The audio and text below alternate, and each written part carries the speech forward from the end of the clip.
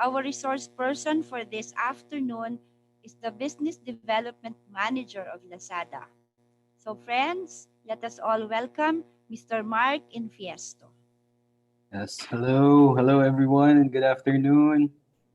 Hello. Yeah, good afternoon. We hear you loud and clear, sir.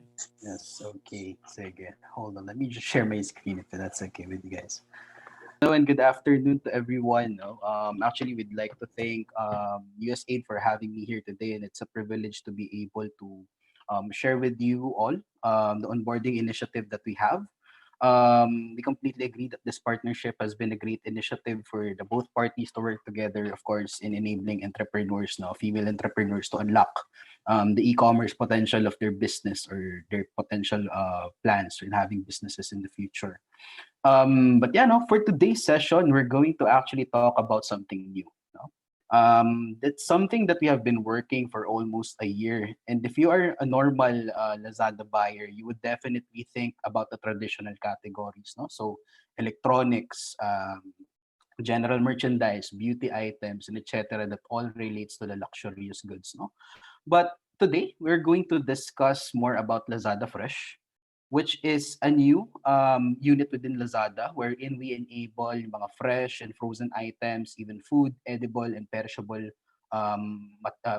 goods to be sold on the platform. Okay?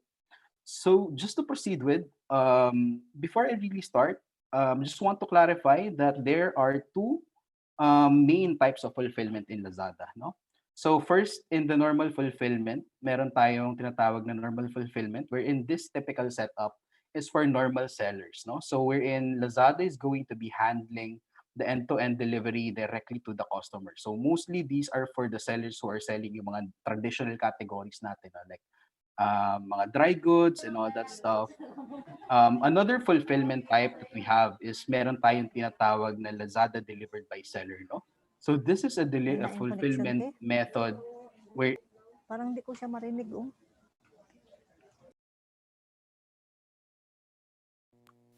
and hello, can you hear me? Okay, unmute lang for a while, sir. Yeah, it's okay. It's okay now. Yeah, so yeah, I was actually talking about the another fulfillment type that we have for Lazada, which is the delivered by seller, no?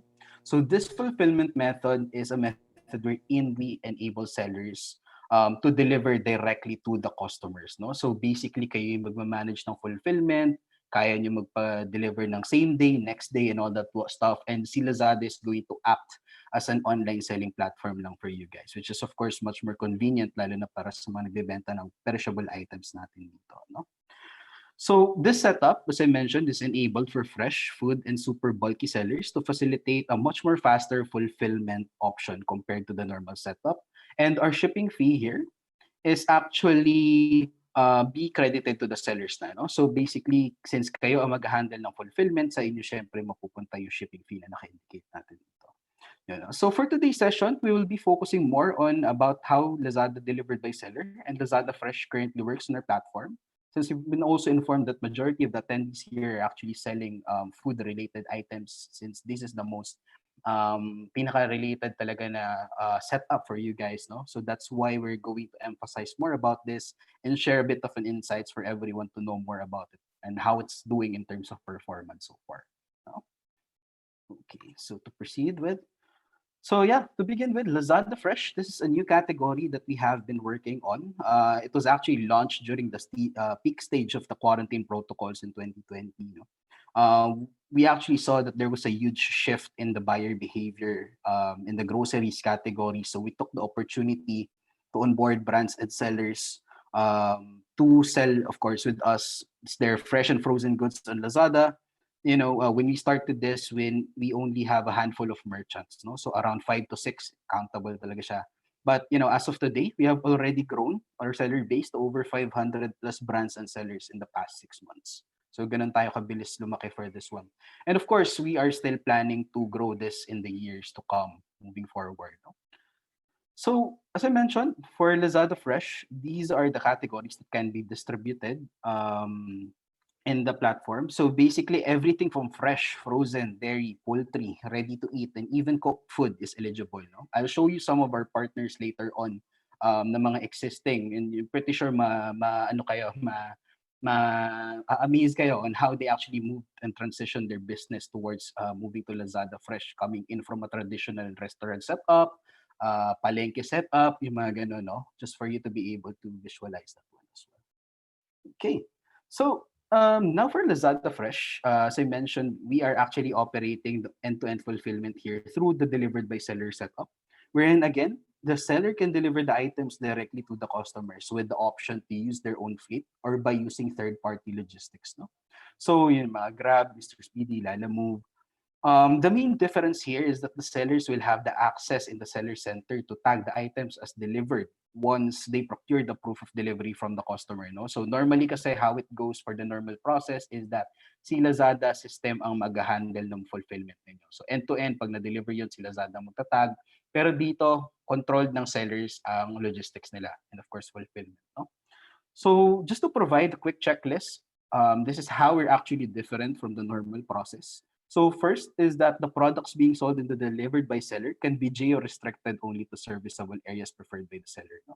So by geo-restriction, what we mean by this is pwede tayong mag-close ng mga specific cities na hindi nyo kayang i-service. No? So for example, magbebenta tayo ng mga vegetable goods. So edible yan, hindi niyan kaya i-serve. So Manila kayo, hindi niyan kaya siguro i-serve Laguna or Cebu. We can close those cities for you. So pwede kayo mamili ng areas na gusto nyong i-service. Na kaya nyong, sabihin natin, kaya nyong pag-delivera ng same day, next day, para mas mabilis yung customer and mas maganda yung customer experience natin.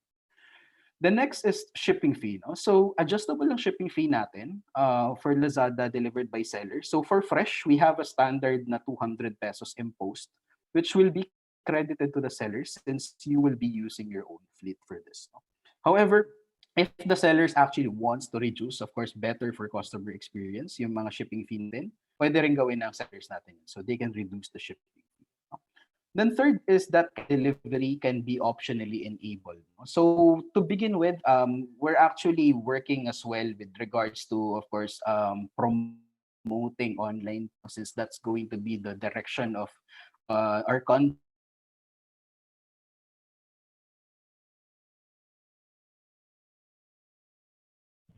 I can hear That madami pa rin sa transaction shares natin is more on cash on delivery, no? So that's around 70 to 80% of the business so far.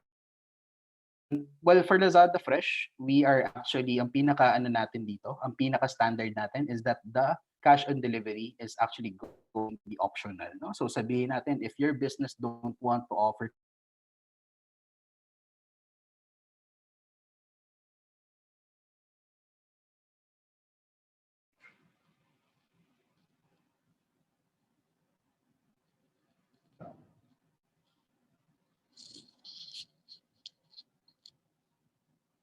Yes, I think our speaker lost his connection. yeah, Miss Liza. yeah. We just have to wait for him, but for the meantime, andyan pa naman siya. Oh, yun. Okay. So he's Okay. back. So the line was a little bit choppy, Mark. Yeah. So maybe you can just repeat a few Sure, of course. Sorry, I think I got disconnected. Anyways, no, so, yeah, it's okay, to, it happens.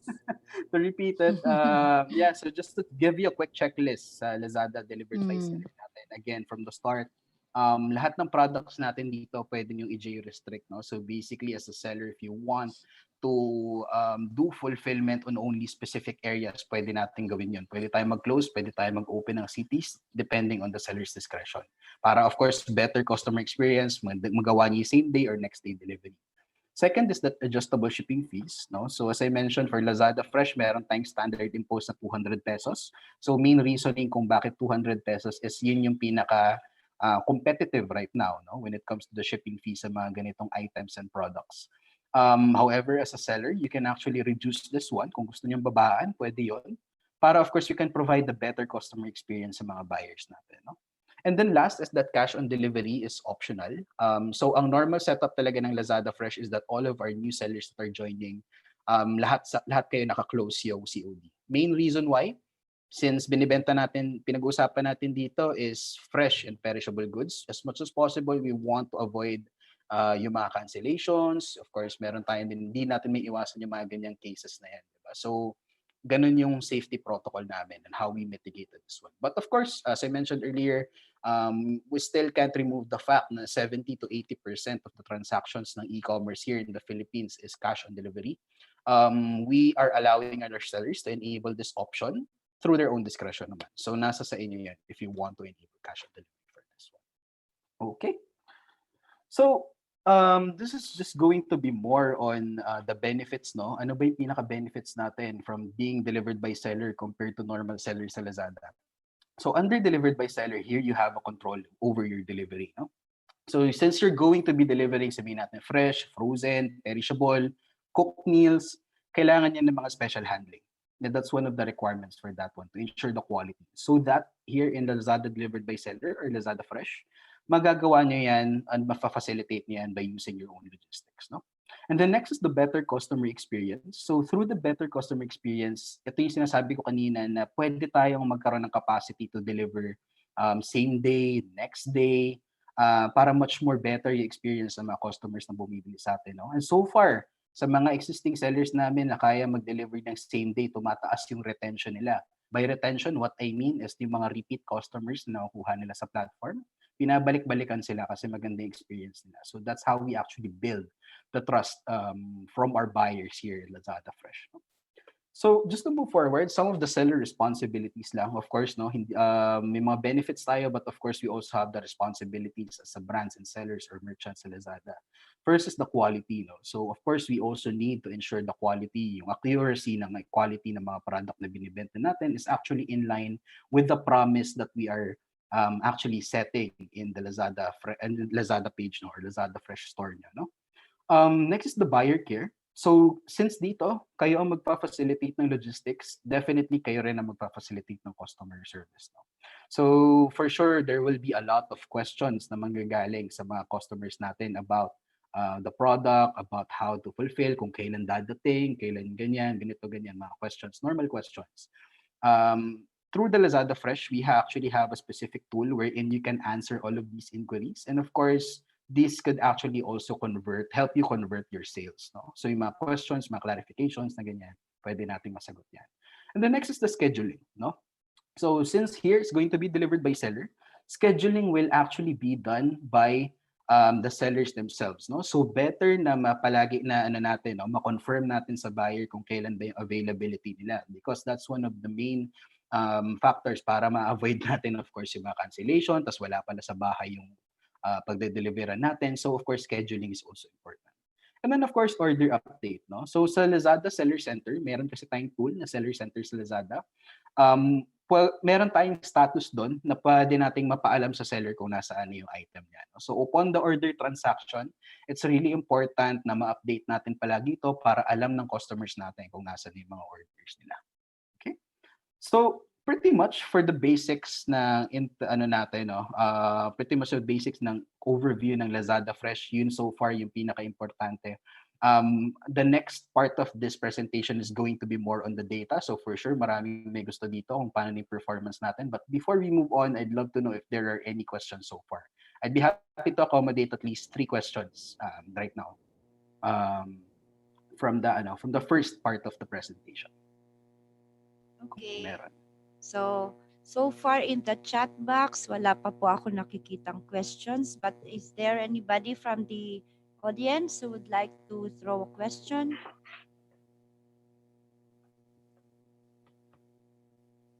Wala pa?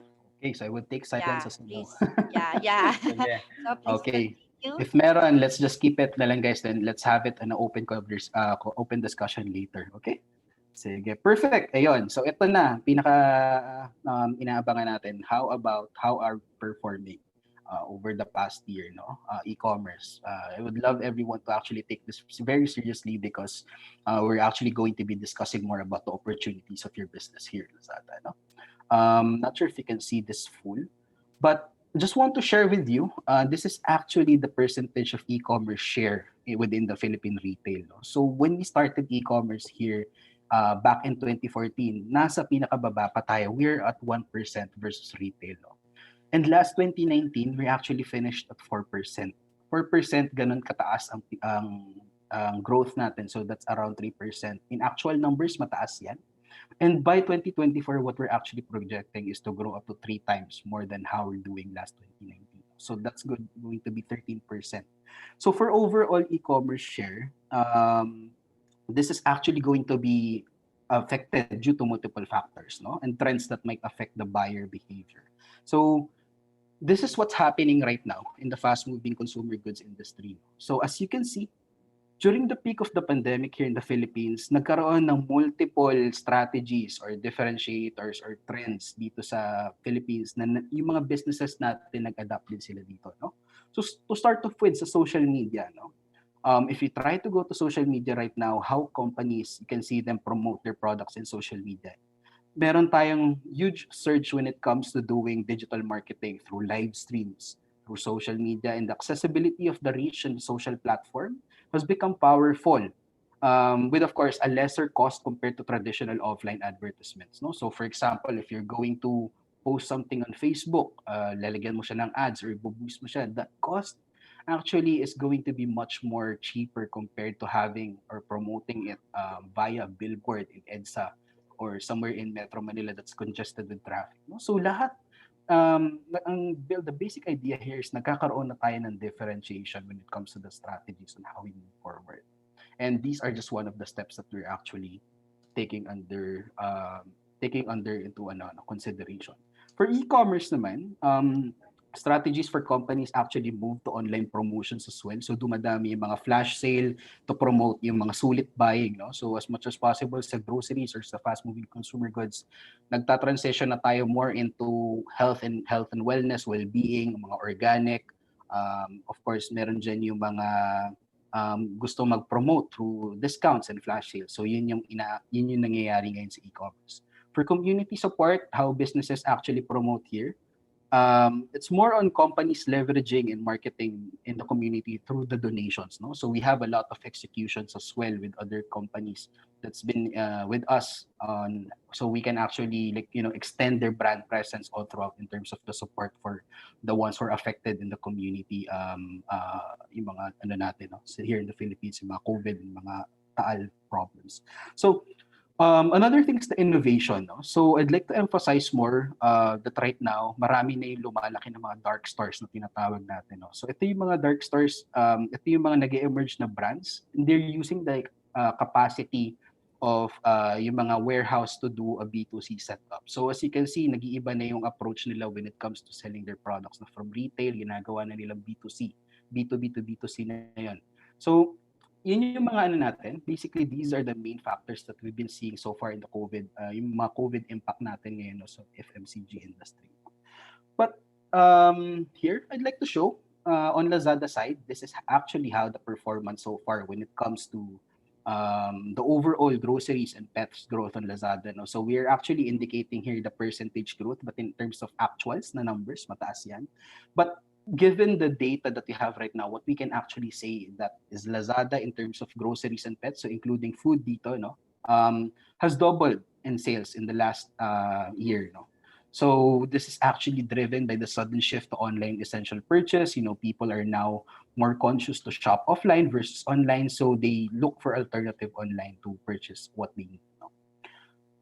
If you're interested more about the gender and demographics, here it is. So medyo hindi ko makita sa screen right now. Pero majority ng mga age natin is pumapasok sa mga middle age. No? So that would be around 20 to 30 years old. Majority of the customers in shopping in Lazada for groceries is nandun yung natin. No? Nandyan yung opportunities natin. And the demographics, as we're seeing right now, mas marami ang female buyers na Lazada. Around 75% compared to male buyers for groceries specifically. Now, for buyer behavior, what we really want to emphasize here is kung gaano ba kalakas yung behavior or yung basket size na mga bumibili sa atin sa Lazada. No? So, over the past year, wala namang significant change when it comes to the average selling price and average basket size. But as you can see right now, mataas na rin yung average na selling power ng mga buyers natin. No? So, for example, our AOV would be around $12. So, that's around 600, no? 600 to 700 pesos per checkout. So imagine if you can actually convert one seller to do that type of amount of volume within a sale. then that's already a good sale on the B2C model. Okay. So just want to focus more about Lazada Fresh. So as I mentioned, this is something that we started during the launch of the during the peak of the pandemic, no. So as you can see, nag-start siya ng March. Back then March, we only have around 5 to 6 sellers. But over the past year, we actually grow this, no. So part of our efforts is having it featured sa mga mega campaigns natin like 11/11, 12/12, which is of course going to be accessible for you guys once you join with us and ride us with the growth towards building Lazada Fresh in the steady moving forward in the years ahead. No? So mga nagta-transition na yung buyers natin, even the sellers as well, they're moving to B2C model online. Now, I want to show some of the existing partners that we have no, na natulungan namin mag-transform yung business nila through Lazada Fresh. So I think first example would be Zupa Fresh. No? So si Zupa Fresh is one of the businesses na early businesses na sumali sa Lazada Fresh. So their problems back then is sila public stall lang sila sa Mega Q Market, nagkaroon ng pandemic, so nagkaroon ng mga quarantine protocols, and of course bumaba yung benta nila. At the same time, nagbabayad sila sa rent nila doon sa market. No? How they supplement that one and paano nila sinolve yun is they joined Lazada Fresh through the Delivered by Seller program. And so far, they are now one of our strongest merchants right now on Lazada. No? So in terms of performance, based on our interview with them, they are actually performing 5 times better in terms of sales compared to how they are doing on a day-to-day basis dun sa market nila sa Mega Q, no, sa Quezon City. Ayan. So this is one. So meron din tayong mga startups, no? So as you can see, this past year maraming mga lumalaki na maraming nagsa-surge lumalabas mga startup, lalabasan yan sila. So that could either be an aggregate of mga branded goods, or that could be fresh and frozen, mga nagta-transition na business. So one of that example is si Zagana. So si Zagana is actually a startup that's doing the same thing. And they joined Lazada Fresh at an early stage, and right now they're actually one of our growing and our best partners right now for Lazada Fresh. And then third, of course, alam niyo naman si Moment Group, sila Manam, Din Typhoon, if nakakain na kayo dyan, or if nag-lunch na kayo or dinner kayo with your family, they also innovated their business to reach more customers here in the Philippines. No? So they joined Lazada Fresh to actually sell their innovative products, which is of course yung mga frozen items nila, and to a more of a B2C model. No? So right now, if you try to go to Lazada, kung gusto nyo kumain ng something from Moment Group or Manam or Din Typhoon, pwede na kayo umorder yan sa Lazada Fresh. So this is an example from a restaurant to a B2C. No? And then fourth, of course, this is just going to be more of a bigger scale. No? So si San Miguel Foods, no? Technically. Well, normally, pag mag-shop ka ng San Miguel sa Lazada, mabibili mo, of course, yung mga dry goods nila this pandemic. That's why they also distributed all of their frozen items online. No? Given that's the case, we actually enabled all of the available assortments. No? So yung mga unique assortments nila na hindi available sa city ng specific customer, nagiging available na through Lazada Fresh. No? So as we saw last 12/12, as in nag-surge yung sales nila because of this one. And there's a lot of medyo trend din nun yung mga deli hams, no? So nakita namin na sobrang daming umorder ng hams. And right in time for Christmas, dumating yun sa mga bahay ng mga customers natin, which is a good, of course, experience for them as well.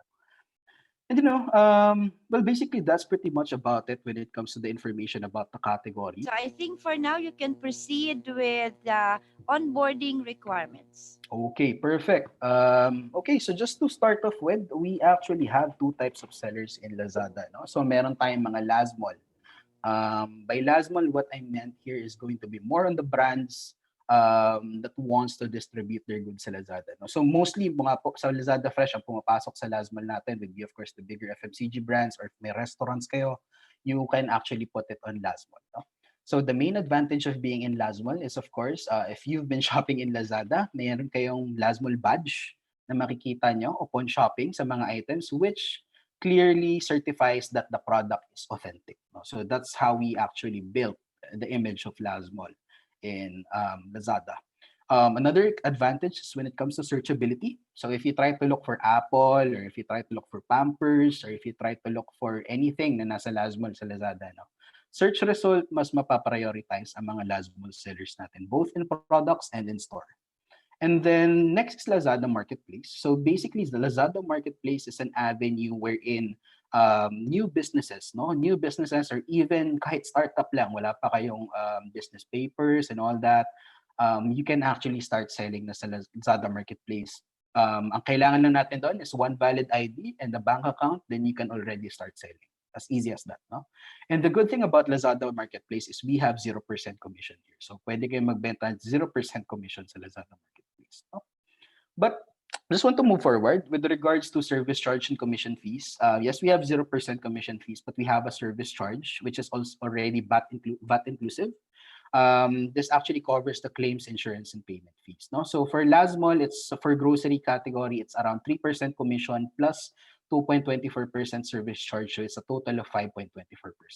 So yung commission ng Lazmall that actually attributes to the special and exclusive features that we enable for Lazmall stores, no? So we're before, actually, this is a good news. Before, this is around 5% commission for Lazmall, but now we reduced it to 3% for grocery. Since, we've seen that there's a huge opportunity to grow in this category, kaya binabaan namin yung commission for this one. But for corporate, it's 0% commission and 2.24% service charge, no? So basically in Lazada, very straight na kami, no, when it comes to the commercial questions. Ano ba yung charge sa Lazada? Ito lang po yun, no? So we only charge our sellers whenever there's a successful delivery. So just in case if meron kayong mga items na failed delivery, canceled, hindi kami nag-charge sa sellers na ganun.